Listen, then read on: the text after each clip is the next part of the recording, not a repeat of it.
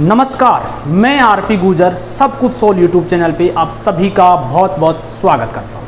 आज से हम स्टार्ट करने जा रहे हैं क्लास 11 की मैथमेटिक्स क्लास, जिसमें हमारा लेक्चर रहेगा फर्स्ट। लेक्चर फर्स्ट ना बोल के हम लेक्चर 0 बोलेंगे, क्योंकि ये जो लेक्चर होगा ये आपको नॉलेज को बढ़ाएगा, ना कि आपके एग्जाम में आएगा। लेकिन नॉलेज एग्जाम की दृष्टि से ज़्यादा बेहतर होता है। नॉलेज को बढ़ाना एक बहुत ज़रूरी है। अगर हमें नॉलेज होगा तो हम आगे के क्वेश्चनों को, आगे के टॉपिकों को बहुत ही आसान तरीके से सोल्व कर पाएंगे। तो देखिएगा, क्लास 11 की मैथमेटिक्स क्लास स्टार्ट करेंगे। रेगुलर क्लास आएगी आपको। और अभी तक अगर सब कुछ सोल्व को सब्सक्राइब नहीं किया तो सब्सक्राइब करिएगा, बेल आइकन को ऑन करिएगा, जिससे आने वाले हर वीडियो की नोटिफिकेशन सबसे पहले आप तक पहुँच सके। देखिएगा, क्लास है मैथ्स। लेक्चर 1 ना बोल के हम लेक्चर बोलेंगे 0। क्यों बोलेंगे? क्योंकि इस लेक्चर में हम आपको नॉलेज को ज़्यादा बढ़ावा देंगे। एग्जाम की दृष्टि से भी इम्पोर्टेंट है, लेकिन नॉलेज की दृष्टि से बहुत ज़्यादा इम्पोर्टेंट है। डे रहेगा फर्स्ट, ठीक है। और चैप्टर फर्स्ट जिसका नाम है set theory. Set theory chapter का नाम है। हम क्लास की स्टार्टिंग करने से पहले आपको बता दें कि YouTube सब कुछ सोल्व। YouTube क्या है? एक मिनट।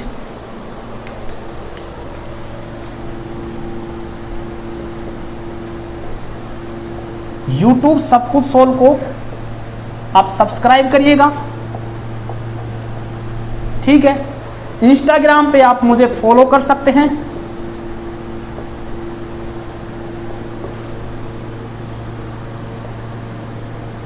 इंस्टाग्राम नाम है IMRP गुजर, इस पे आप मुझे फॉलो कर सकते हैं। टेलीग्राम ग्रुप, जिस पे आपको नोट्स प्रोवाइड किया जाएंगे, रेगुलर नोट्स जो पढ़ाया जाएगा उसके नोट्स आपको टेलीग्राम ग्रुप पे मिलेंगे। तो टेलीग्राम ग्रुप का नाम है सब कुछ सोल्व, सर्च कीजिएगा और आपको मिल जाएगा। आप वहाँ से ज्वाइन हो जाइए, ठीक है। ये आपका टेलीग्राम ग्रुप है। यानी आप सबसे पहले तो सब कुछ सोल्व को सब्सक्राइब करोगे, फिर इंस्टाग्राम पे मुझे फॉलो कर सकते हो अगर आप इंस्टाग्राम यूज करते हो तो। टेलीग्राम पे मुझे मैसेज कर सकते हो, जिससे आपको मिलेंगे वहाँ पे रेगुलर नोट्स। तो चलिए हम देखते हैं सेट थ्योरी के बारे में, कि सेट थ्योरी किसके माइंड में आया कि सेट थ्योरी होनी चाहिए, और किसने इसका आविष्कार किया, क्यों आविष्कार किया, क्यों इसकी ज़रूरत पड़ी। इन सब के बारे में इस वीडियो में हम बात करेंगे। तो सबसे पहले देखते हैं इंट्रोडक्शन। इसको मैं रफ करता हूं। इंट्रोडक्शन।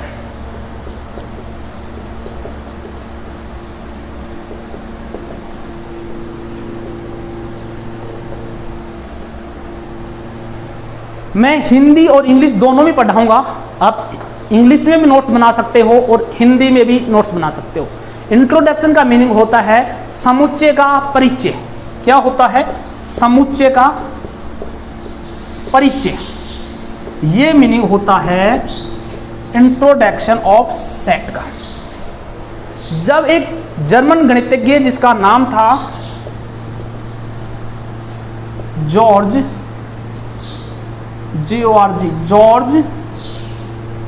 कैंटर, जिसका नाम क्या था? जॉर्ज कैंटन, ट्रिगोनोमेट्री पे काम कर रहा था। ट्रिगोनोमेट्री आपकी एक प्रश्नावली है, त्रिकोणमिति, उस पे काम कर रहा था। तो उसको जो उसके फंक्शन हैं sine theta, cos theta, tan theta, इनके जो वैल्यूज हैं, इनको डिफाइन करने के लिए, इनमें रिलेशन बताने के लिए उसको किसकी ज़रूरत पड़ी? सेट की ज़रूरत पड़ी। और फिर उसने क्या किया? सेट का आविष्कार किया, सेट के बारे में बताया। और सेट से हम एक बात और सीख सकते हैं, सेट से हम रिलेशन और फंक्शन को डिफाइन कर सकते हैं। सेट के द्वारा हम क्या कर सकते हैं? रिलेशन और फंक्शन को डिफाइन कर सकते हैं। वो आगे बताऊंगा कि कैसे डिफाइन करेंगे, कि हमें जो सेट दिया होगा उसमें जो एलिमेंट हैं उनके मध्य हम रिलेशन बताएंगे, जो फंक्शन है उनके मध्य हम क्या बताएंगे? रिलेशन बताएंगे। तो ये तो था जॉर्ज कैंटर, जिसको हम क्या बोलते हैं? Father of set. George Canton को हम फादर ऑफ सेट बोलते हैं। क्या बोलते हैं? फादर ऑफ सेट बोलते हैं। और इसी ही ने किसका आविष्कार किया था? सेट का आविष्कार किया था। ये ट्रिगोनोमेट्री पे काम कर रहा था। उस समय ट्रिगोनोमेट्री के कुछ फंक्शनों में रिलेशन बताने के लिए, उनकी वैल्यूज को सेट करने के लिए उसको किसकी आवश्यकता पड़ी, सेट की आवश्यकता पड़ी। अरेंज करने के लिए, वैल्यूज को क्या करने के लिए, अरेंज करने के लिए। तो ये तो था नॉर्मल इंट्रोडक्शन ऑफ सेट। अब देखते हैं कि हम पूरे लेक्चर में क्या पढ़ने वाले हैं। हम पूरे लेक्चर में जो जो टॉपिक पढ़ेंगे उनको मैं आपको पहले बता देता हूं कि हम ये टॉपिक इस लेक्चर में पढ़ने वाले हैं। तो देखिएगा,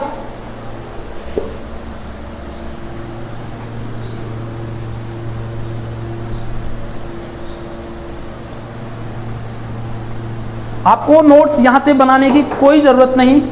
आप टेलीग्राम पे जाइए, वहां पे आज की कंप्लीट नोट्स इंट्रोडक्शन सहित आपको नोट्स मिलेंगे। तो देखिए, ओवरऑल पहले हम पूरी लेक्चर में क्या पढ़ने वाले हैं। सबसे पहले हम पढ़ेंगे set and their, sets and their representation,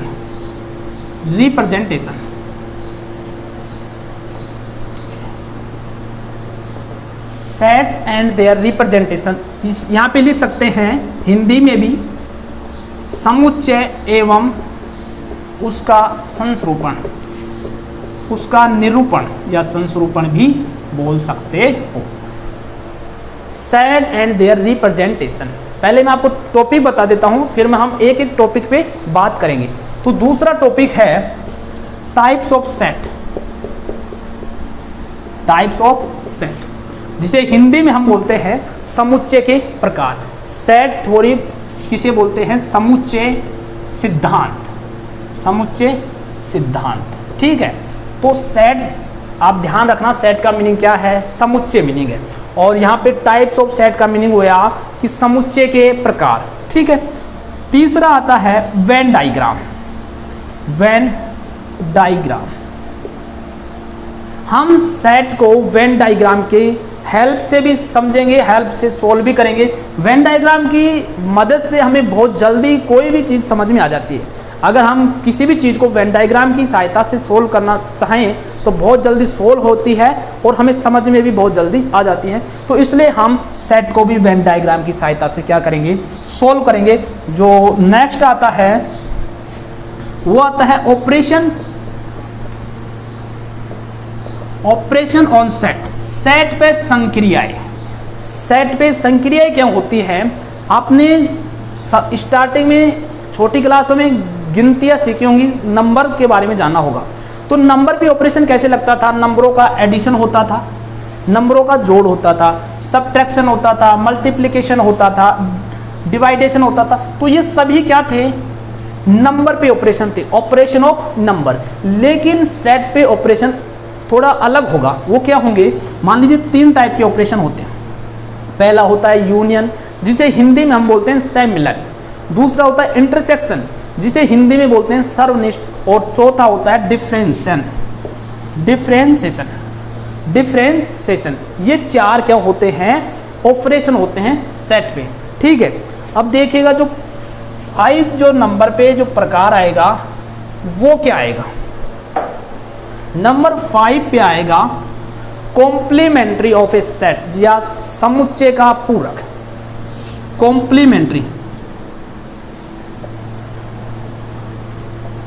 complementary of a set, समुच्चय का पूरक बोल सकते हैं। इसके बाद में 10वीं तक तो हमारे पास विविध प्रश्नावली नहीं आती थी, लेकिन अगर हम 11वीं और 12वीं की बात करें तो हमें विविध प्रश्नावली पढ़नी पड़ेगी। विविध प्रश्नावली में क्या होता है कि जो हम पूरा मैटर पढ़े हैं पहले पिछली प्रश्नावलियों में, उनके हाई लेवल के क्वेश्चन पूछे जाते हैं। जैसे हम सेट के बारे में पूछा, सेट के बारे में जाना, तो सेट के बारे में नॉर्मल क्वेश्चन तो इसी प्रश्नावली में मिल जाएंगे। जैसे इसमें 1.1 है, 1.2 है, तो इसमें नॉर्मल क्वेश्चन मिल जाते हैं। लेकिन थोड़ा हाई लेवल का क्वेश्चन हुआ, उनकी बात करेंगे हम विविध में। ये तो था कि आज हम इस लेक्चर में ये पढ़ने वाले हैं। तो सबसे पहला टॉपिक डाल लीजिए, रफ में डाल लीजिए, वैसे तो आपको नोट्स मिलेंगे। अगेन आई रिक्वेस्ट यू कि अभी तक अगर आप सब कुछ सोल को सब्सक्राइब नहीं किया, प्लीज़ सब्सक्राइब करिएगा, बेल आइकन को ऑन करिएगा, जिससे आने वाले हर वीडियो की नोटिफिकेशन सबसे पहले आप तक पहुंच सके। तो चलिएगा, सबसे पहले टॉपिक की बात करते हैं हम।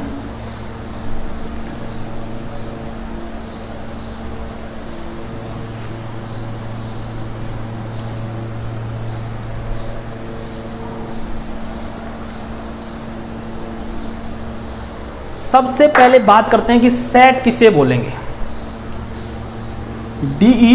DEFINITI, definition of a set. Set की डेफिनेशन क्या होती है? समुच्चय की परिभाषा, समुच्चय की परिभाषा, इसके बारे में इस बात करते हैं। अब देखिएगा, आपने कलेक्शन का नाम सुना है। कलेक्शन को ही क्या बोलते हैं हम? सेट बोलते हैं। समूह को ही क्या बोलते हैं? सेट। लेकिन समूह क्या होना चाहिए? वेल डिफाइन होना चाहिए। एक मीनिंग आप ये ध्यान रखना, वेल डिफाइन। अगर आपको वेल डिफाइन का मीनिंग मालूम हो गया कि इसका मतलब क्या होता है, तो आपको समुच्चय आसानी से समझ में आ जाएगा। हिंदी में अगर बात करें तो सुपरिभाषित, सुपरिभाषित, सुपरिभाषित संग्रह, या इंग्लिश में कलेक्शन। वेल डिफाइंड कलेक्शन, सुपरिभाषित संग्रह को ही क्या बोलते हैं? समुच्चय बोलते हैं। समुच्चय की परिभाषा क्या हुई? Well defined collection of objects. Objects का मीनिंग होता है वस्तु, ऑब्जेक्ट्स। ऑब्जेक्ट्स का मीनिंग क्या होता है? वस्तु, या हिंदी में वस्तु बोलेंगे, इंग्लिश में ये बोलेंगे। तो ये वेल डिफाइंड क्या होता है कि ऐसा कलेक्शन जो क्या नहीं होना चाहिए? ऐसा कलेक्शन जो व्यक्तियों के अनुसार चेंज नहीं होना चाहिए, परिवर्तन नहीं होना चाहिए। यानी वो कलेक्शन सभी व्यक्तियों के अनुसार समान होना चाहिए। क्या होना चाहिए? समान होना चाहिए। जैसे अगर हम बात करें कि नेचुरल नंबर प्राकृत संख्याओं का समुच्चय, तो किसी भी व्यक्ति से अगर आप जाकर पूछो कि नेचुरल नंबर का कलेक्शन क्या होता है, तो वो व्यक्ति हमें 1 2 3 डैश डैश डैश इनफिनाइट तक बताएंगे। कोई भी व्यक्ति ये नहीं बताएगा कि नेचुरल नंबर का कलेक्शन होता है 3 4 5 यहाँ से स्टार्ट होता है, ये नहीं बताएगा। अगर वो ये बताता, कोई अगर नेचुरल कलेक्शन के बारे में जानता ही नहीं है, नेचुरल नंबर के बारे में जानता ही नहीं है, वो तो ये बता सकता है। लेकिन जो व्यक्ति जानता है वो ये बताएगा, और इसे ही हम क्या बोलेंगे? Well defined collection. अगर हम आपसे बात करें कि आप बेस्ट एक्टर का कलेक्शन बताइए, बेस्ट एक्टर, आपके हिसाब से या आपकी नज़र में आपको बेस्ट एक्टर अलग लगते होंगे और किसी दूसरे व्यक्ति को बेस्ट एक्टर अलग होंगे। मान ली 5 बेस्ट एक्टर, हर व्यक्ति के अलग अलग बेस्ट एक्टर होते हैं। तो जो 5 बेस्ट एक्टर का कलेक्शन होगा वो वेल डिफाइन नहीं होगा। वो क्या नहीं होगा? वेल डिफाइन नहीं होगा। जैसे हम एग्जाम्पल और देखते हैं, एक बार आप देखिएगा। अगर हम मैथमेटिक्स में बात करें तो 10 से कम, पहला एग्जाम्पल क्या है? 10 से कम विषम संख्या, विषम प्राकृत संख्या, इसकी अगर हम बात करें तो क्या होती है? 10 से कम विषम प्राकृत संख्याएं होती हैं 1 3 5 7 9। ये 10 से कम क्या हो गई? विषम प्राकृत संख्या हो गई। ये 10 से कम क्या हो गई? विषम प्राकृत संख्या हो गई। तो ये किसी भी व्यक्ति से आप जाके पूछ सकते हो। तो इसका मीनिंग क्या हुआ कि ये जो कलेक्शन है ये व्यक्तियों के हिसाब से चेंज नहीं हो रहा है कि एक व्यक्ति अलग कलेक्शन बता रहा है, दूसरा व्यक्ति अलग कलेक्शन बता रहा है, तीसरा व्यक्ति अलग कलेक्शन बता रहा है। ये नहीं होता है, ये सभी व्यक्ति समान कलेक्शन बताएंगे और इसे हम क्या बोलते हैं? Well define. क्या बोलते हैं? वेल डिफाइन बोलते हैं। यहाँ तक आपको समझ में आया होगा। हिंदी में अगर आप लिखना चाहो तो सुपरिभाषित, क्या बोलते हैं? सुपरिभाषित संग्रह बोलते हैं। दूसरी है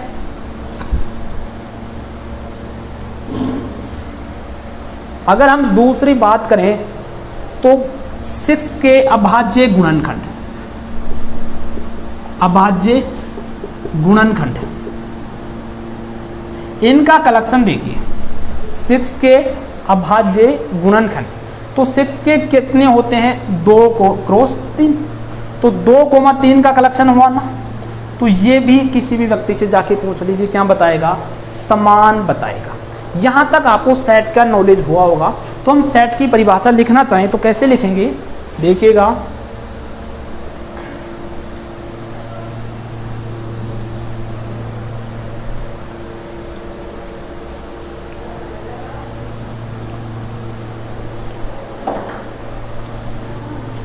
well define collection, well defined collection of object, well defined collection of object are called set, यानी सेट किसे बोलेंगे? सुपरिभाषित संग्रह, वस्तुओं के सुपरिभाषित संग्रह को क्या बोलेंगे? हम बोलेंगे सेट। या फिर वस्तुओं, हिंदी में भी लिख देता हूं, वस्तुओं के सुपरिभाषित संग्रह को क्या बोलेंगे? समुच्चय बोलेंगे। समुच्चय की डेफिनेशन उम्मीद करूंगा आपको अच्छी तरह से समझ में आई होगी। अगर अभी भी समझ में नहीं आए तो एक बार और बता रहा हूं कि एक कलेक्शन होता है। सेट क्या होता है? कलेक्शन होता है। और ऐसा कलेक्शन होता है जो प्रत्येक व्यक्ति के हिसाब से चेंज ना हो। अगर हम एक व्यक्ति से उसी कलेक्शन के बारे में बात करें तो समान आंसर आए, और दूसरे व्यक्ति से भी उसी कलेक्शन के बारे में बात करें, उसी समूह के बारे में बात करें तो समान आंसर आए, उसे ही हम क्या बोलेंगे? वेल डिफाइंड बोलेंगे या सुपरिभाषित बोलेंगे। समझ में आया होगा? चलिए नेक्स्ट टॉपिक पे चलते हैं। अब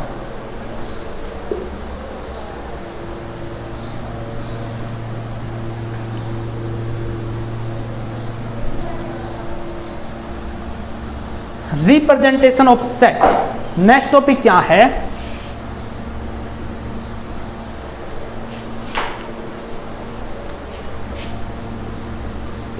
representation of a set. Representation of a set क्या होता है इसके बारे में देखिएगा। रिप्रेजेंटेशन ऑफ ए सेट यानी सेट को रिप्रेजेंट करने की दो विधियां होती हैं। सेट को रिप्रेजेंट करने की कितनी विधियां होती हैं? दो। फर्स्ट विधि का नाम है, फर्स्ट विधि क्या है? रोस्टर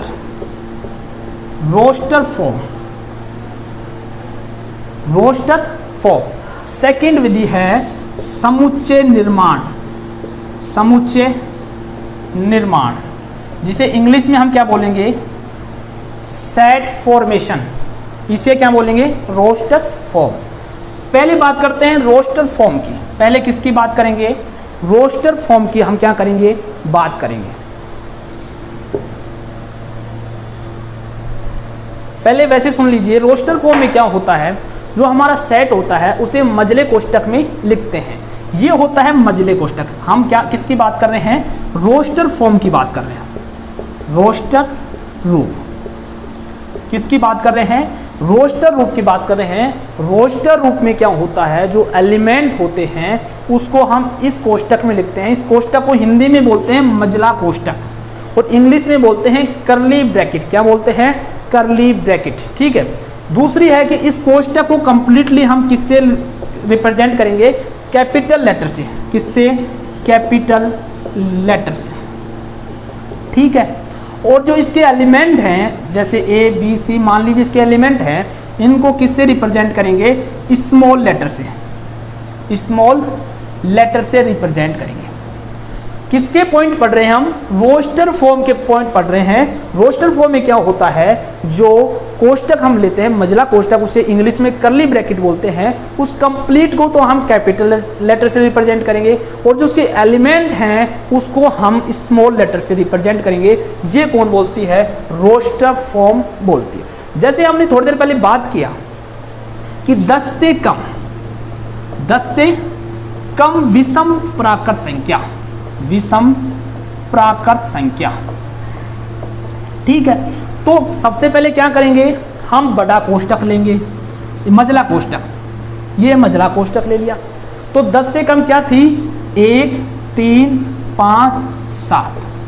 ये क्या है? 10 से कम विषम प्राकृत संख्या है। तो हमें इस पूरे कोष्टक को, जो एक क्या बन गया? ये एक सेट बन गया। क्या बन गया? सेट बन गया। और सेट कैसा है? वेल डिफाइंड है। कैसा है? सेट होगा ही वेल डिफाइंड। कलेक्शन बना, कलेक्शन वेल डिफाइंड है, तो वेल डिफाइंड को हम क्या बोलेंगे? सेट बोलेंगे। ये क्या बना? कलेक्शन। कलेक्शन कैसा है ये? Well define. वेल डिफाइन क्यों है? क्योंकि हर व्यक्ति की नज़र में समान है। चाहे कितने भी व्यक्तियों से इसका आंसर पूछ लो कि 10 से कम विषम प्राकर संख्या कितनी होती है, तो उसका आंसर सभी 1, 3, 5, 7 ही देंगे। तो ये क्या बनी? Well define. Well define collection को क्या बोलते हैं? सेट। तो सेट को हम किससे रिप्रेजेंट करते हैं? कैपिटल लेटर से। मैं मान लीजिए इसे एक्स से, वाई से, जेड से, किसी से भी आप रिप्रेजेंट कर सकते हो। मैं इसको किससे रिप्रेजेंट किया है? कैपिटल एक्स से। और ये एलिमेंट क्या है? स्मॉल। इनको हम अगर रिप्रेजेंट करना चाहें, ए बराबर में 1, बी बराबर में 3, तो हम रिप्रेजेंट कर सकते हैं, लेकिन रिप्रेजेंट करने की कोई ज़रूरत नहीं है। ठीक है। अब यहाँ से आपको एक बात ध्यान रखनी होगी, जो आप छोटी क्लासों में सीख के आए हो। वो बात क्या है कि हम एक को क्या लिख सकते हैं? एक बिलोंग करेगा किसमें? एक्स में। 3 भी बिलोंग करेगा किसमें? एक्स में।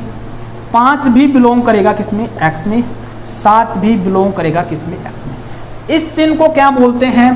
बिलोंग। क्या बोलते हैं? बिलोंग। ठीक है। इस चिन्ह को क्या बोलते हैं? बिलोंग। अगर मान लीजिए हम बोल दें कि 8 नॉट बिलोंग एक्स, इसको क्या बोलते हैं? इसका मीनिंग है कि एक तो एक्स में है। ये क्या है? एक्स क्या है? एक सेट है। क्या है? सेट। और हम बोल रहे हैं कि एक तो किस में है? एक्स में है, लेकिन 8 एक्स में से नहीं है, तो ये नॉट बिलोंग आ गया। क्या आ गया? Not belong. ये छोटी बात आपको क्या होनी चाहिए? ध्यान होनी चाहिए या मालूम होनी चाहिए। ठीक है। देखिएगा, ये तो थी रिप्रेजेंटेशन ऑफ सेट। अब दूसरी फॉर्म की बात करते हैं, रिप्रेजेंटेशन ऑफ सेट की। दूसरी फॉर्म की बात करते हैं। दूसरी फॉर्म है समुच्चय निर्माण विधि। समुच्चय निर्माण विधि। समुच्चय निर्माण विधि क्या है? ठीक है।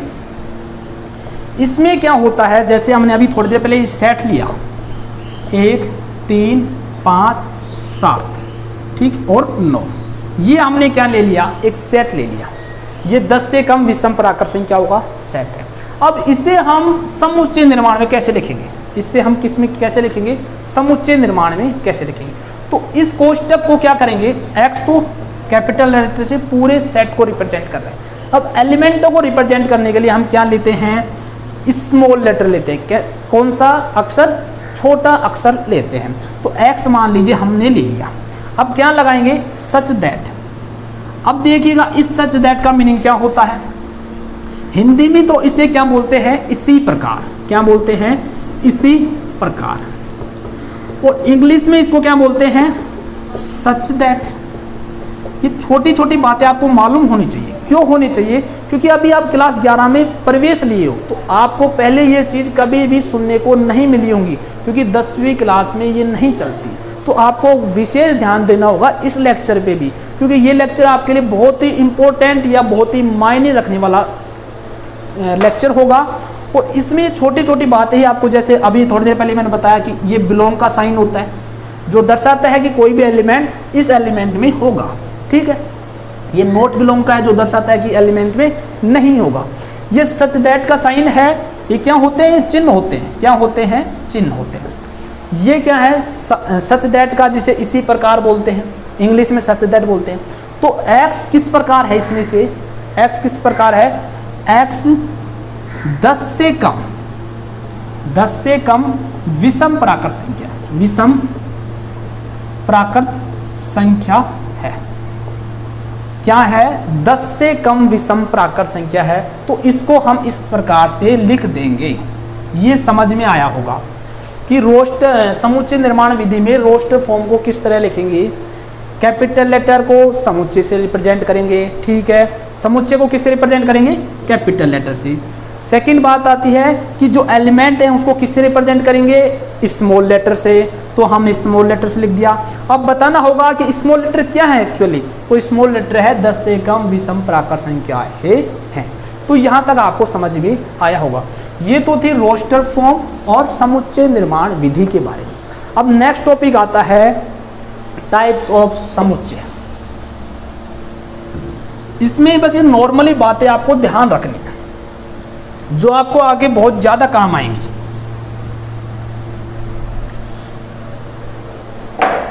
देखिएगा टाइप्स ऑफ सेट, समुच्चय के प्रकार। जनरली हम कितने प्रकार पढ़ेंगे? 6 प्रकार पढ़ेंगे। कितने प्रकार? 6। फर्स्ट आता है इम्पटी। इम्पटी सेट जिसे हिंदी में बोलते हैं रिक्त समुच्चय। क्या बोलते हैं? रिक्त समुच्चय। हिंदी में क्या बोलते हैं? रिक्त समुच्चय। सेकंड आता है इक्वल सेट। इक्वल सेट जिसे हिंदी में बोलते हैं समान समुच्चय। इन सब के बारे में बात करेंगे, एक एक की डेफिनेशन लेके एग्जाम्पल सहित बात करेंगे। किससे? एग्जाम्पल सहित इनकी बात करेंगे। एक बार आपको भारी नॉलेज यानी मोटे मोटे तौर पे से बता रहे हैं कि ये इम्पटी सेट है, ये इक्वल सेट है, ये इसके टाइप्स हैं, ये रोस्टर फॉर्म है, ये समुच्चय निर्माण विधि है, और ये रिप्रेजेंटेशन का तरीका है, ये समुच्चय की डेफिनेशन है। इसके बारे में बात कर रहे हैं, ठीक है। थर्ड आता है, थर्ड का नाम क्या है? ये थर्ड का नाम है finite, finite and infinite set. Infinite set, finite and infinite set. तो हिंदी में अगर बोलें तो क्या होता है? परिमित या अपरिमित, या अपरिमित, ठीक है। या तो परिमित बोलेंगे या क्या बोलेंगे? अपरिमित सेट। फोर्थ नंबर पे आता है सबसेट। फिफ्थ नंबर पे आता है, ये तो फाइनाइट होगा, इक्वल हो गया, इम्पटी हो गया, और universal, universal set. Fifth number पे कौन सा आता है? यूनिवर्सल। और एक और होता है पावर सेट। एक क्या कौन सा होता है? Power set. ये नॉर्मली समुच्चय के 6 प्रकार होते हैं जिनको हमें क्लास 11th में पढ़ना होगा। देखिएगा एक बार आपको और बता देता हूं, मैं रेगुलर आपको क्लास 11 की mathematics continue with example, with NDA, air force, navy, इनके क्वेश्चन समेत और एग्जाम क्वेश्चन समेत पढ़ाऊंगा। अगर अभी तक आपने सब कुछ सोल को सब्सक्राइब नहीं किया, प्लीज़ सब्सक्राइब कर लीजिए, बेल आइकन को ऑन कर लीजिए और अपने दोस्तों के साथ शेयर कीजिएगा, जिससे मुझे मोटिवेशन मिले और मैं आपको और भी अच्छे से पढ़ा सकूं। आपको बिल्कुल फ्री क्लासेज मिलेंगी, ठीक है। इन हम 6 सेट्स के बारे में बात कर लिया। अब इसके बाद में हम जो बात करेंगे वो करेंगे इम्पटी सेट किसे बोलते हैं। इम्पटी सेट को हम फाई से रिप्रेजेंट करते हैं। इम्पटी सेट में कौन होता है? फाई होता है। इम्पटी सेट में कौन होता है? फाई होता है। इन सब की बात में आज का लेक्चर ज़्यादा बड़ा लेक्चर हो जाएगा, इसलिए इस लेक्चर में बात नहीं करेंगे। अगले लेक्चर में आपको इन सेट्स की definition with example and next जो आएगा complementary of a set, operation of a set, इन सब के बारे में बात करेंगे। आपको अगेन एक बार मैं लिख के बता देता हूँ, जो मेन पॉइंट है, मेन बात है आपके लिए,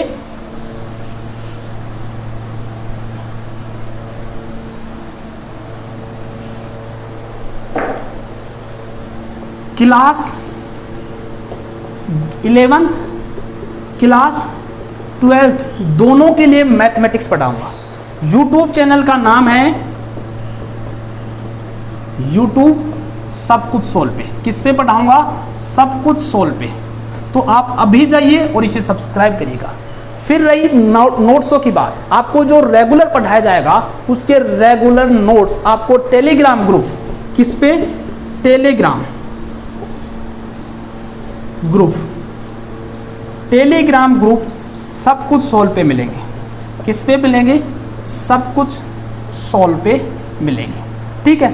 अगर आप इंस्टाग्राम चलाते हो तो मुझे इंस्टाग्राम अकाउंट IMRP गुजर फॉलो कर सकते हो, ठीक है। आज मैंने बात की कि सेट के बारे में बताया, किसने, किसके माइंड में ये विचार आया और क्या करते वक्त विचार आया। जब कौन था? George canter. कौन था? George canter. कैंटर ने ट्रिगोनोमेट्री पे काम कर रहा था। जॉर्ज कैंटर क्या कर रहा था? ट्रिगोनोमेट्री पे काम कर रहा था। और ट्रिगोनोमेट्री के जो फंक्शन होते हैं, थीटा में रिलेशन होते हैं, उनकी वैल्यूज होती हैं, इनको डिफाइन करने के लिए उसको सेट की आवश्यकता पड़ी और उसने सेट के बारे में बताया। तो हमने सेट के फादर ऑफ सेट किसे बोलेंगे? ग्रेगी जॉर्ज कैंटर को। किसको बोलेंगे? जॉर्ज कैंटर को। हम सेट के द्वारा रिलेशन एंड फंक्शन को डिफाइन करते हैं। इसके बाद में आपको सेट की डेफिनेशन बताया। सेट की डेफिनेशन क्या होती है? Well defined collection of object are called set, या वस्तुओं के सुपरिभाषित संग्रह को क्या बोलते हैं? सेट बोलते हैं। ठीक है, उसके बाद में हमने इसके रिप्रेजेंटेशन की बात की, टाइप्स की बात की और टाइप्स की डेफिनेशन की बात करेंगे कल की क्लास में। Bye bye, thank you.